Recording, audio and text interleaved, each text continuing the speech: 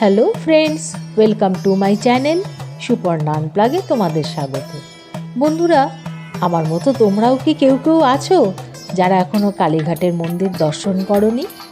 সেই ছোট থেকে শুনছি কালীঘাটের মন্দির দর্শন নাকি খুব চাপের বিষয়, পাণ্ডাদের অত্যাচার আরও কত কী, তাই যাবো করে এতদিন হয়নি। আবার অনেকে বলে ঠাকুর না চাইলে নাকি দর্শন হয় না, তাই হয়তো আমার হয়নি। যা গিয়ে সেসব কথা।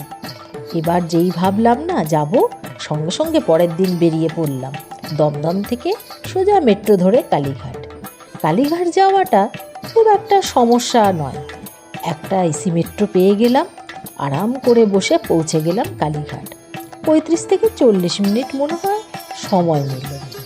মেট্রো স্টেশন থেকে বেরোতেই 2-4 জন পাণ্ডা ধরল। ওই যা বলে, চলুন একদম সামনে থেকে পুজো দিয়ে দেব, লাইন দিতে হবে না। তো আমরা বললাম যে আমরা নিজেরাই পুজো দেব। এখন স্কাই ওয়াকের কাজও চলছে, তো 5 মিনিট হাঁটতেই পৌঁছে গেলাম একদম মন্দিরের সামনে।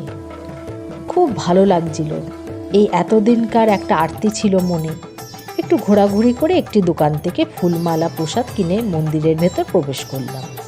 যেহেতু মঙ্গলবার ছিল, 12টা বেজে গিয়েছিল, চিন্তা হচ্ছিল পুজো দিতে পারবো তো। যাই হোক, সিকিউরিটিদের তত্ত্বাবধানে লাইন এগিয়ে গেল। অবশেষে মন্দির গর্ভে প্রবেশ করলাম। পুজো দিয়ে এতদিনের আকাঙ্ক্ষা মিটালাম। অনেকের মতে মন্দির প্রাঙ্গণ আগে ভীষণ অপরিষ্কার ছিল, কিন্তু এই নবনির্মিত মন্দির প্রাঙ্গণ খুবই পরিষ্কার, ঝকঝকে চকচকে, সারাক্ষণ পরিষ্কার করা হয়। এই মন্দির প্রাঙ্গণকে নবরূপে সাজিয়ে তোলার জন্য স্পন্সর করেছে রিলায়েন্স গ্রুপ। মন্দিরের চূড়োটা 5 কেজি সোনা দিয়ে মুড়ে দিয়েছে।